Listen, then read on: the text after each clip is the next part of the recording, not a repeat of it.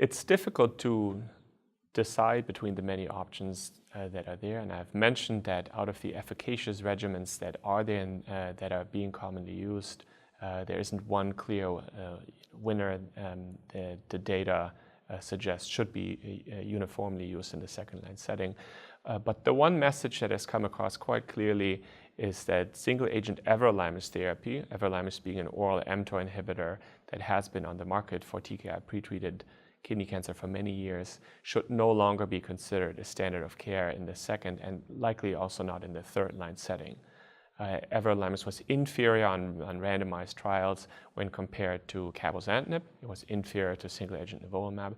It was inferior to the combination of lenvatinib, everolimus, and indeed also to lenvatinib monotherapy. So presently, it does not have a defined role in TKI pretreated patients. It has been tested also in the first-line setting.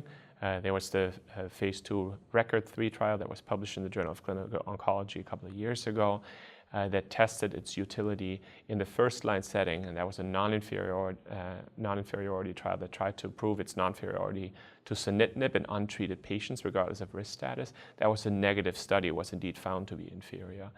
Everolimus has been tested intensely in non-clear cell kidney cancer, and that dates back to 2 randomized studies previously published.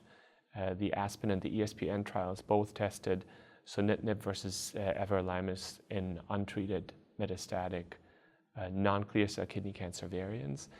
Both of these studies statistically were conceptualized to prove superiority to everolimus, and neither of them was able to do so. So everolimus was not deemed superior to sunitinib in the primary endpoint analyses for both of these randomized studies.